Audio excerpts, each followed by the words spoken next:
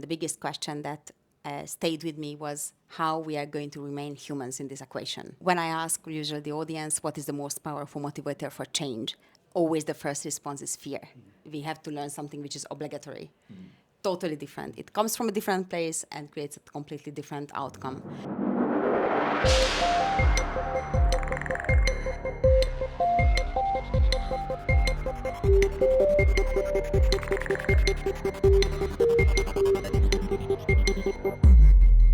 Well, welcome back. We are at EODF's annual conference 2025. I've got my co-host Seb here.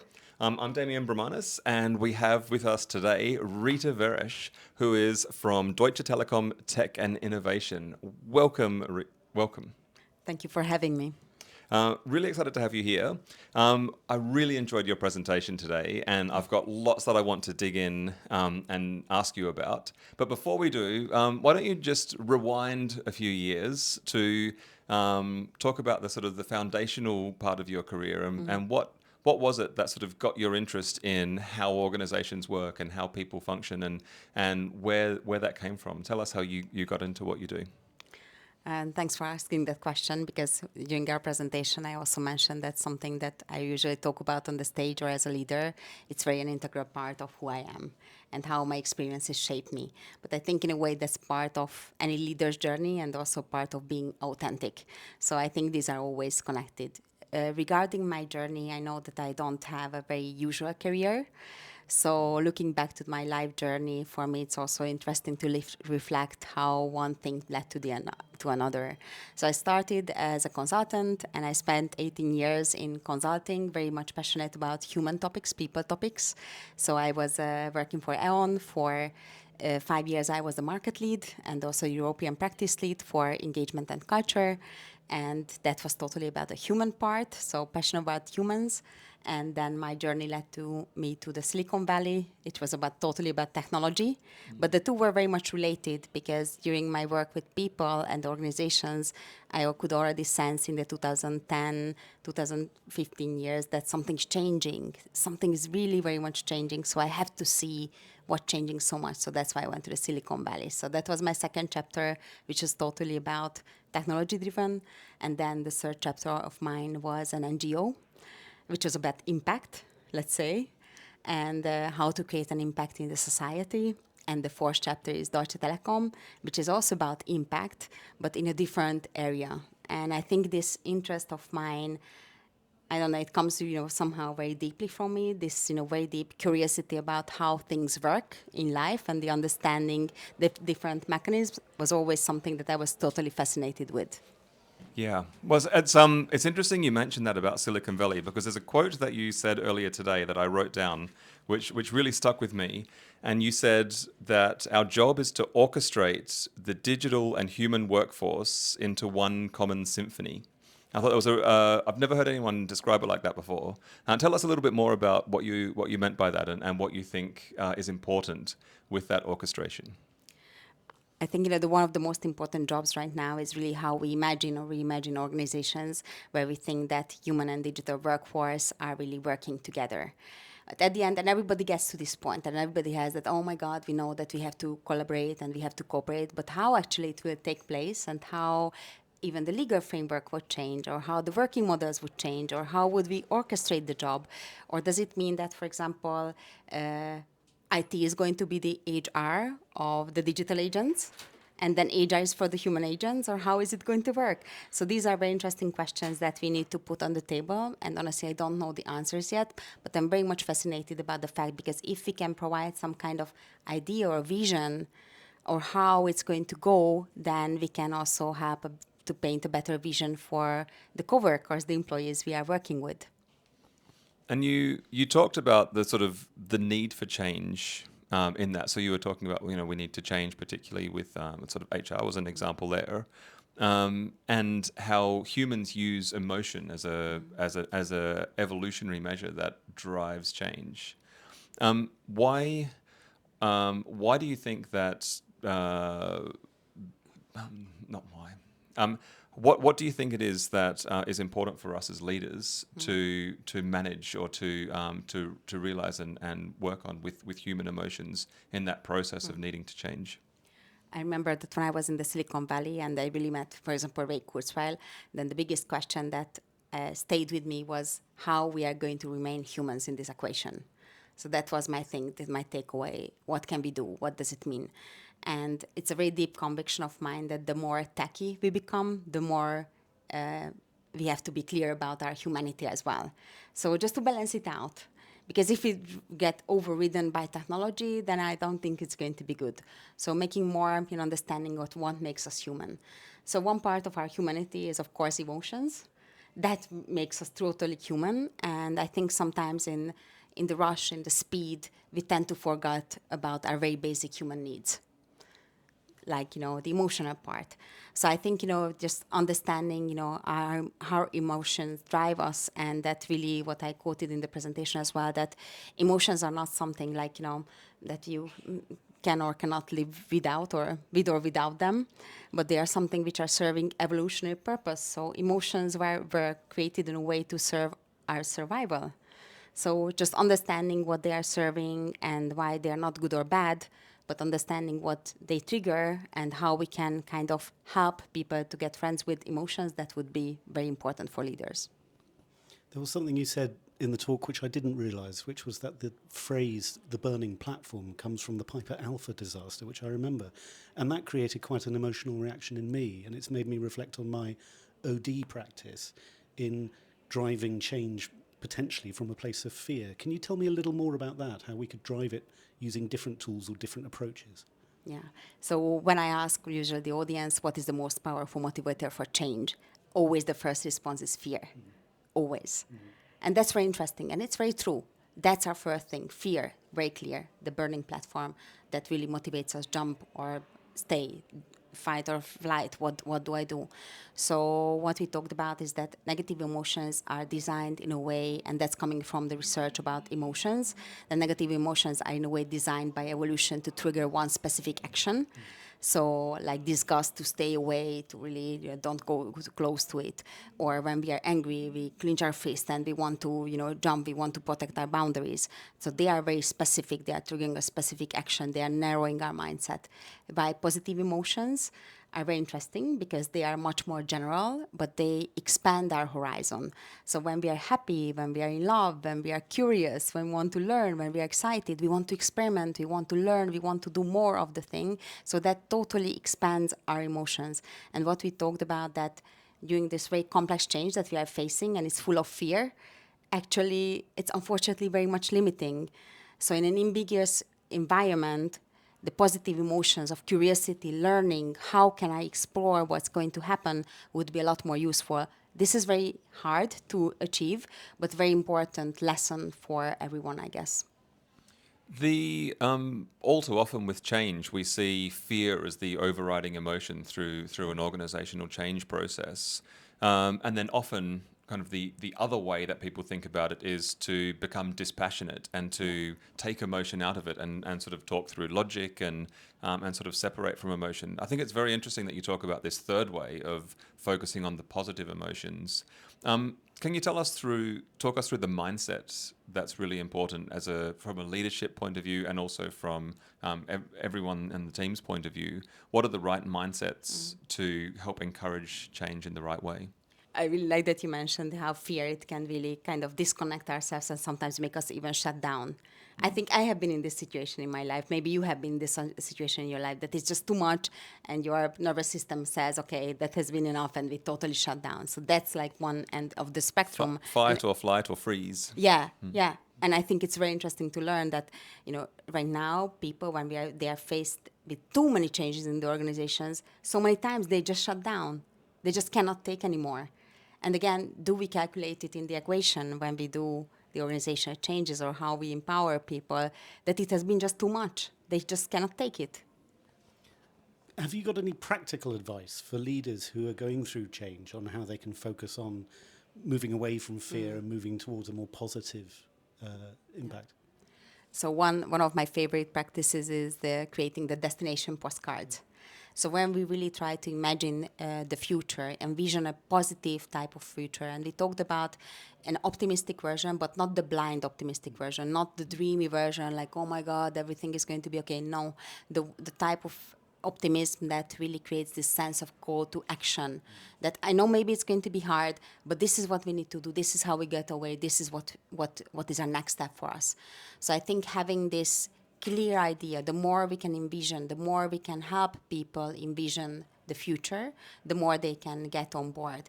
And that's another mistake that that many leaders, I think, make. Also, I made it in my life, that we think that the change happens in a way that we analyze, think, do. And that's actually not the case. We are a lot more, again, getting back to emotions, we are human beings.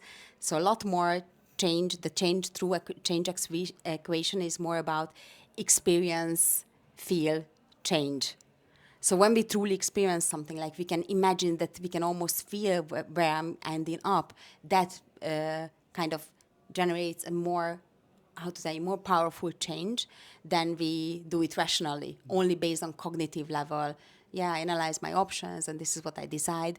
And I think we try to think about ourselves as very emotional beings or very rational beings, but I'm pretty sure that so it's really, most of our decisions are not based on the rational homo economicus way. It's not true. It's just really not true. Not even if you are a super great executive leader anywhere. And as I hear you talk, it sounds very personal. And if I think of the examples that you're describing, that it awakens in me, it also sounds very personal. How would you advise leaders to put the person into it? I think especially in very complex or very critical times, like even nowadays, I think, showing their emotions and showing maybe their vulnerability as well, putting their personality in the equation makes them really more authentic. I think, their experiences to be shared, they wouldn't make them weak. It would make them stronger. And I think also, for example, with my team, just last week, I really told my team, look, I really need you. I really feel that, this autumn is going to be an amazing period for us, but I really need you on board because I feel I'm sometimes getting tired. I know exactly what to do. I know what we have to achieve, but I really need you. And I think for me, it was also like, before that, like, usually it was, oh, can I say that? Can I not say that? I really felt that with the sufficient trust in the team. So if you have that trust environment, it's totally also okay to say as a leader that maybe right now I'm tired, but I really know what to do. Just, really stay with me and support me in this hard situation. So I think this type of authentic showing yourself, not overdoing it. And I don't think about like, making like super, so not really overdoing it, not far from that. But being there as a person, it also matters a lot. Yeah, I think what you've talked about, the undercurrent through all of those different things, through the destination postcard, through being authentic and seeing someone truly as the human and acknowledging emotions through that process, the deep thing that happens as a result of that is trust. All of those things build trust within a team and build trust with the people involved in that. And you mentioned earlier that mistrust is a growing problem in society at the moment and in organizations. Can you talk us through what difference that makes where trust is sort of fostered and where mistrust reigns supreme? Yeah, we talked about in the presentation, we talked about the mistrust society as a kind of key mega trend that due to different factors like the immense pace of changes, the geopolitical risks, the isolation, the loneliness in so many ways in the society really create, or the disinformation kind of really diminishes the trust in society. And that has an impact also on organizations, on relationships at all levels. This is something that we have to be aware of. This is a big trend. We cannot make ourselves independent from it, but we still need to be aware of and maybe know how to handle it. And maybe we can still create safe faces or safe spaces and trusted connections around us. I think, creating like even a smaller bubble where you really feel this very true psychological safety can really help a lot. But I also imagine that repairing the trust and creating this positive vision is really a very important call to action to leaders. So really invest time in and being aware of it, that this is not something that they just get from, for example, from their colleagues because of their personal situation, but because the world is a bit like that right now. I think it's also an important knowledge, but also the other side of the story that we can work on it. And by, for example, creating a more positive or optimistic view for the future can also help to repair trust or the authenticity or building these teams differently. In a it's important with a world that's changing to sort of learn new things and to evolve as the world's changing, and there's you talked about kind of trust and how people access information, and learning as a sort of a process.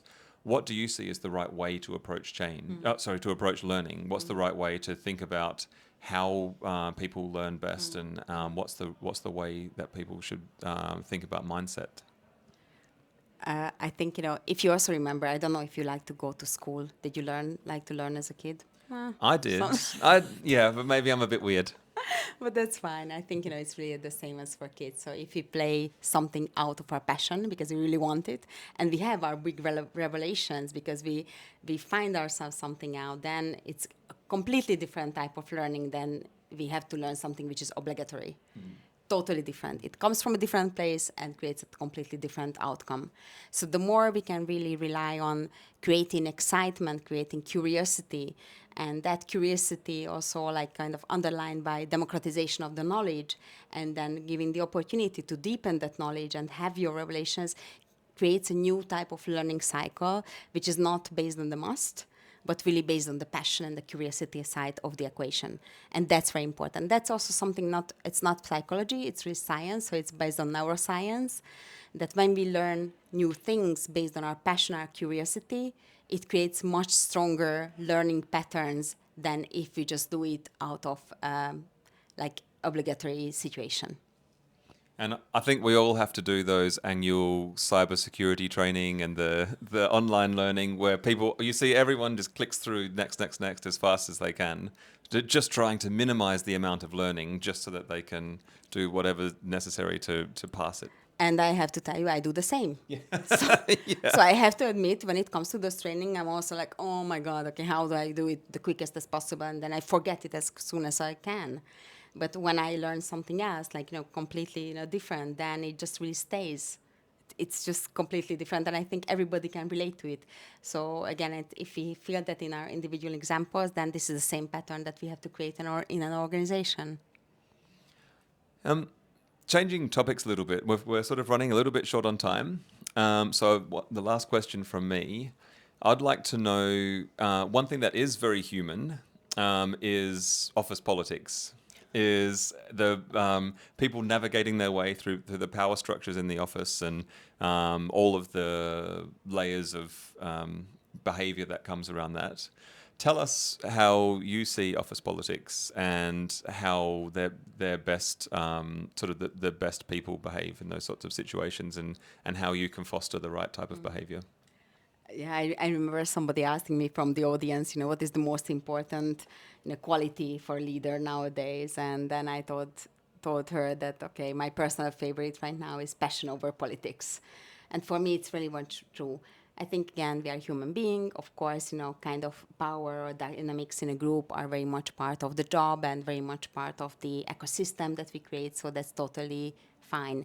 But if we let the ego overpower what we actually there to do, then I think it's a problem.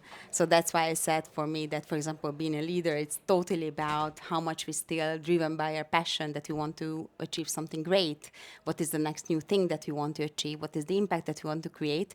And not to be driven by the ego or the politics side. So for me, that's why somehow it's very important that even though in an organization, we still have to do that, it's part of who we are. But having more passion and being driven by our passion is a lot more important. Amazing. Well, Rita, I just want to say thank you so much. I love the way that you approach thinking about organizations with an acknowledgement of the human, with a real focus on the bedrock of trust and emotion that's so important, and managing people as the squishy, crazy animals that we are. So thank you so much for sharing with us today. I love the mindset which you've come into this conversation with. If people did want to learn more about the things you've discussed, what's the best way for them to, or the best resources for them to look to? I have a couple of favorite books that I can also share it with you, so you can also post it and then that would be a good source. These are some of my favorite books, so I really suggest reading them. Some of the examples that I also use are coming from these books. Amazing. Thank you very much. Thank you. Thank you very much.